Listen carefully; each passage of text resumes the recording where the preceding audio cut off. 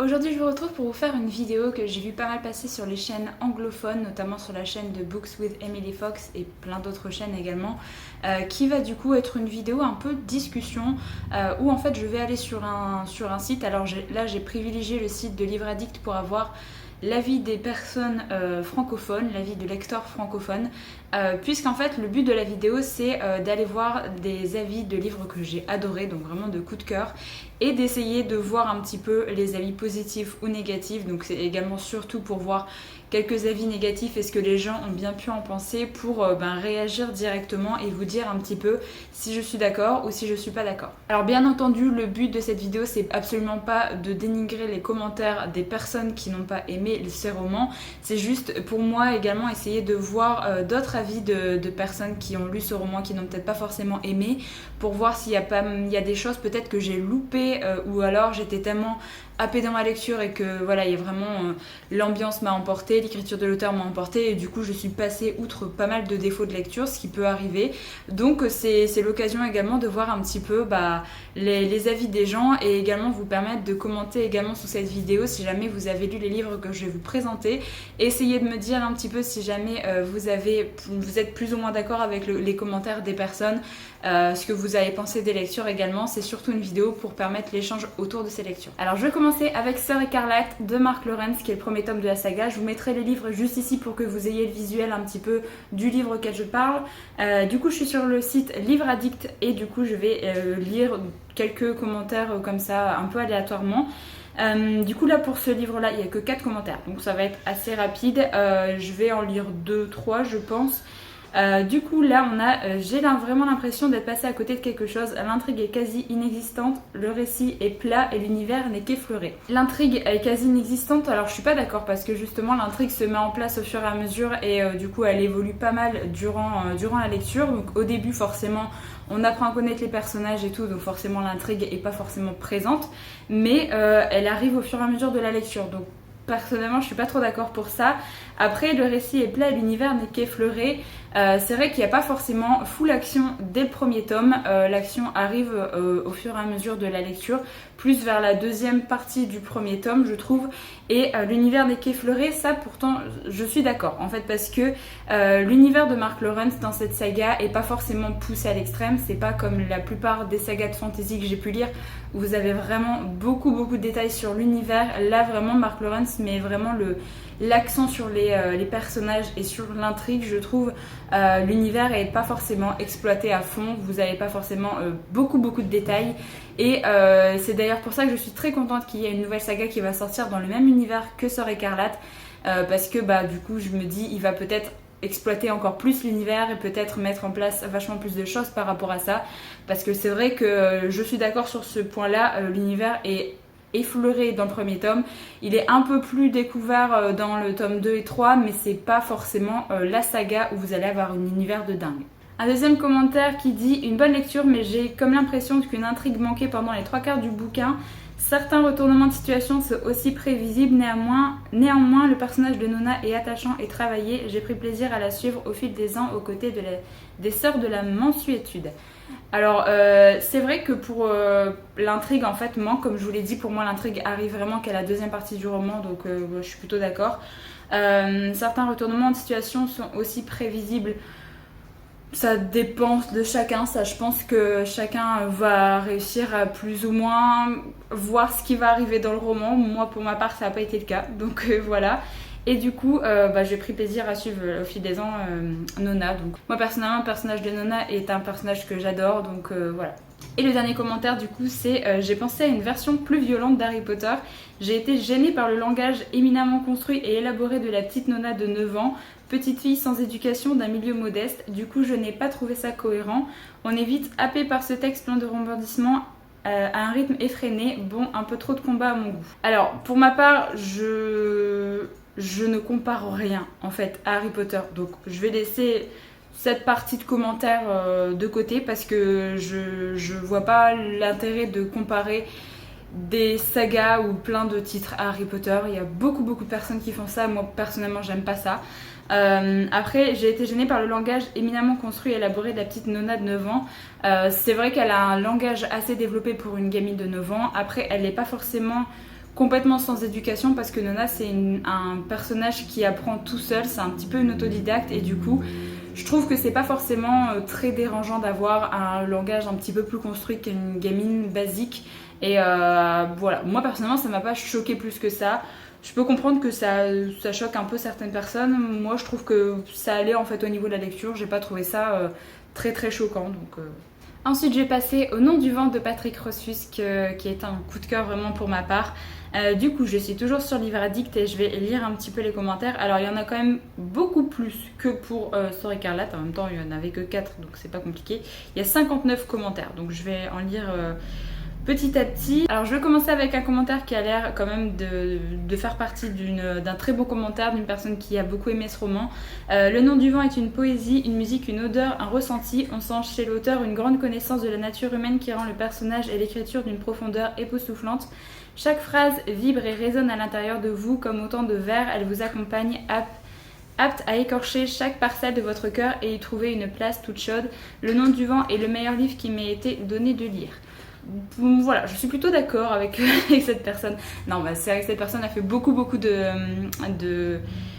elle dit beaucoup de choses positives sur ce roman, mais en fait, moi, ce que je retiens de ce commentaire, c'est que vraiment, cette personne a ressenti comme moi la poésie qu'il y a dans l'écriture de l'auteur, et je pense que c'est pour ça qu'elle a passé un très bon moment. Je pense que c'est vraiment le truc dans cette lecture, c'est si jamais vous aimez l'écriture de l'auteur, vous allez passer un très très bon moment. Si jamais vous accrochez pas dès le départ, je pense que ça va être assez compliqué pour vous parce que c'est une écriture assez poétique, c'est une écriture qui prend son temps, c'est un style très lent et du coup, c'est vrai que ça peut ne pas plaire. Donc là, je pense que cette personne a juste été envoûtée par l'écriture de Patrick Rothfuss comme je l'ai été, donc voilà. Un deuxième commentaire qui dit « Je n'ai pas accroché à un seul moment à cette histoire trop longue, mal exploitée et d'une écriture trop lisse, sans moi pour la suite non plus. » Alors, cette histoire trop longue. Alors, c'est vrai que ça prend clairement son temps. Le premier tome est très très long. D'ailleurs, la suite est également très longue parce qu'elle est divisée en 2 tomes. C'est vrai que c'est assez long. Ça, je peux pas dire le contraire. Il y a pas mal de passages où il y a des longueurs. Donc, voilà, je suis plutôt d'accord. Après, mal exploité et d'une écriture trop lisse.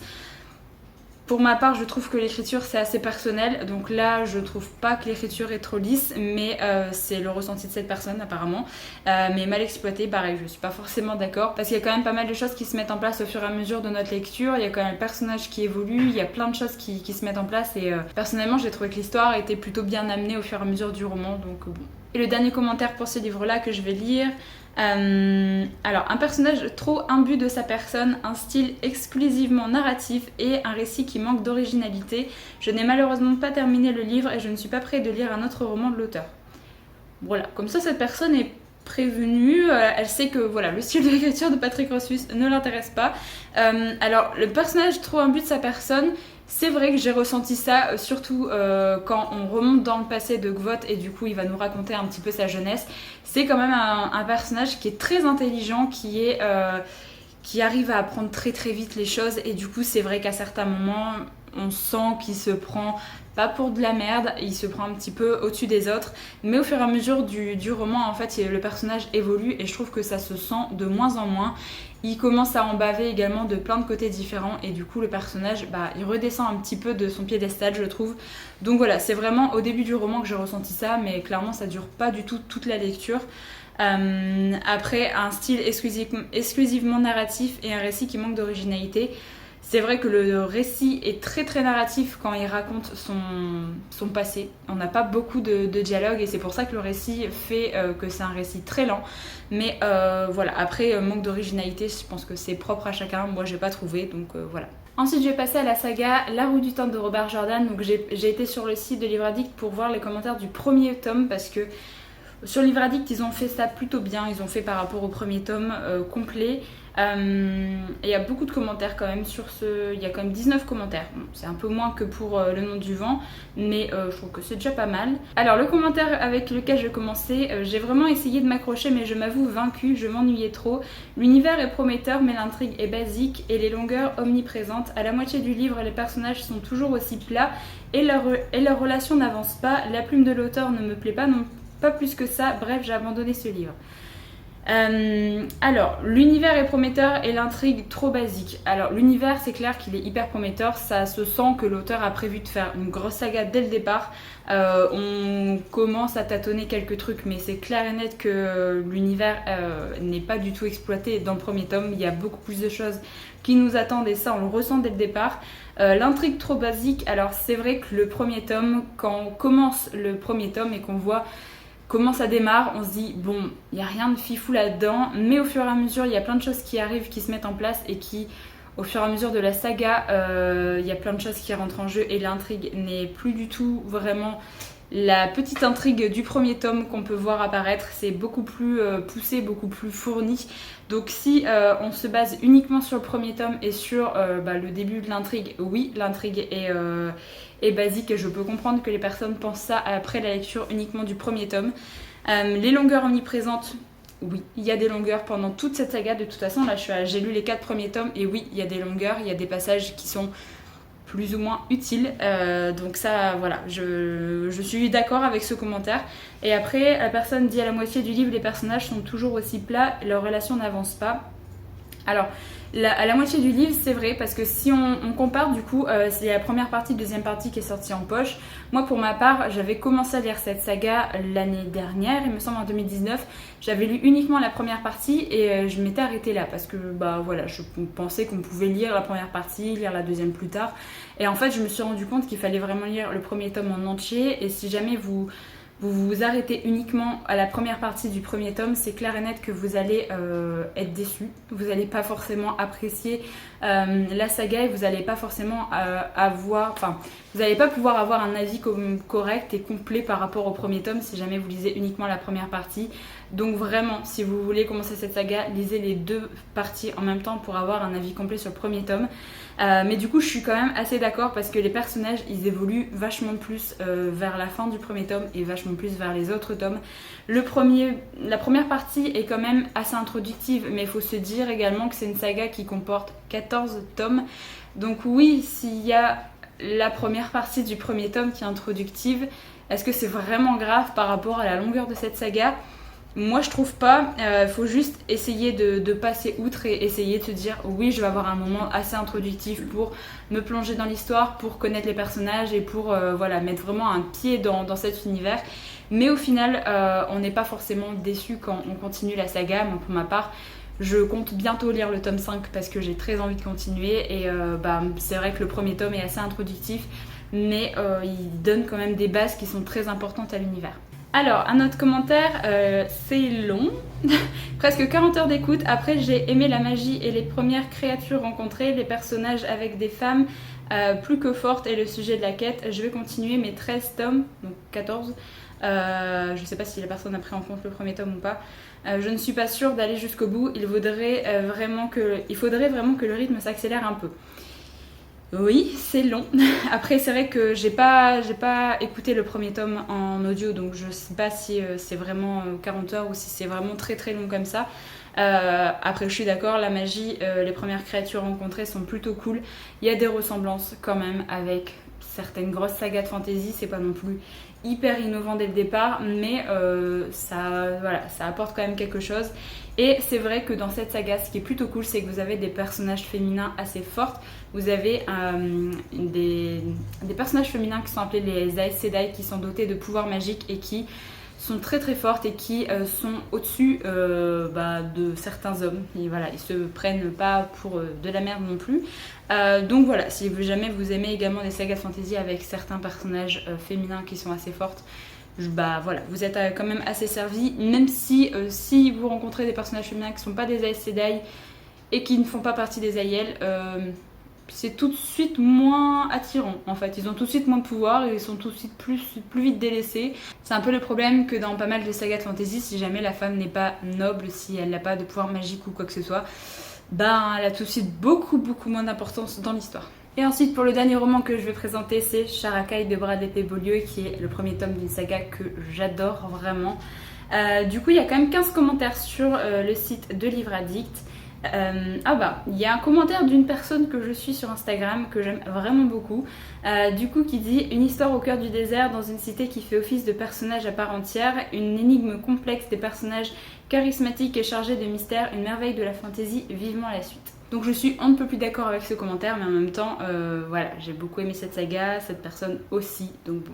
Alors, deuxième commentaire, j'ai eu du mal à finir ce roman qui pourtant pour moi démarrait fort bien. Le fouillis des personnages, la lenteur de l'évolution de l'intrigue, les retours en arrière récurrents ont fait que je n'ai pas été enthousiasmée, mais je lirai tout de même la suite. Alors c'est vrai que ce roman démarre très très fort du fait de la position de Cheda à ce moment.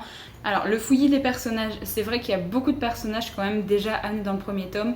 Il faut le temps de s'approprier un petit peu les personnages, de réussir à les comprendre et puis à voir un petit peu qui ils sont, vraiment essayer de les séparer un petit peu au niveau des caractères pour bien comprendre qui est qui. Et en plus vous avez également des noms de personnages qui ont une intonation orientale. Si jamais vous n'avez pas l'habitude de lire ce genre de fantasy, c'est vrai que ça peut également vous perdre.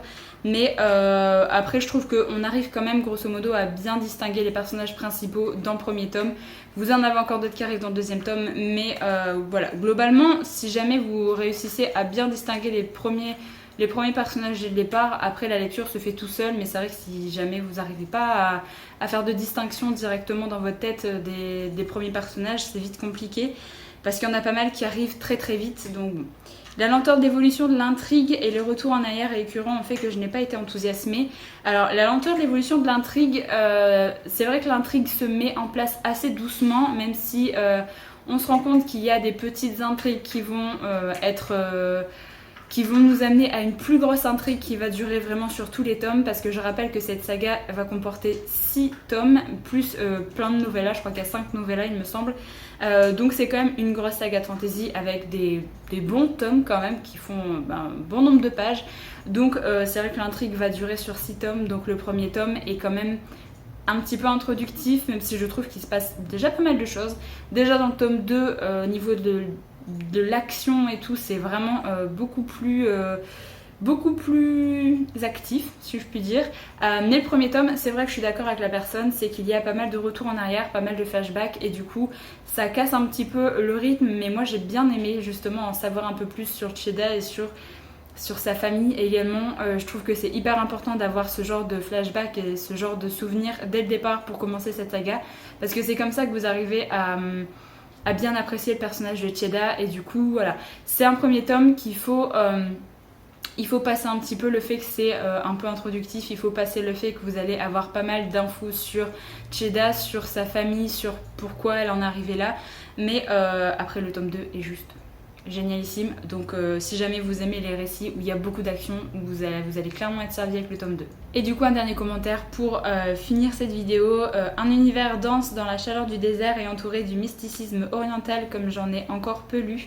Attention, la deuxième partie se dévore, et ouais, c'est vrai que la deuxième partie se lit beaucoup plus facilement parce que vous avez un peu moins de flashbacks et l'action du coup avance pas mal dans le roman, donc voilà. Donc voilà, j'en ai terminé avec cette vidéo, j'espère qu'elle vous a plu. N'hésitez pas à me donner du coup votre avis si jamais vous avez lu un des livres présentés. N'hésitez pas à réagir un petit peu aux commentaires que j'ai lus ou également à mes propres commentaires. Si jamais vous avez lu ces sagas, n'hésitez pas à me donner un petit peu vos points forts et vos points faibles du coup de ces sagas. Parce que c'est vrai que c'est que des grosses sagas que j'ai présentées, donc il y a quand même pas mal de choses à dire. Je vous remercie d'avoir regardé cette vidéo jusqu'au bout, j'espère vraiment qu'elle vous a plu et moi je vous retrouve très bientôt pour une prochaine.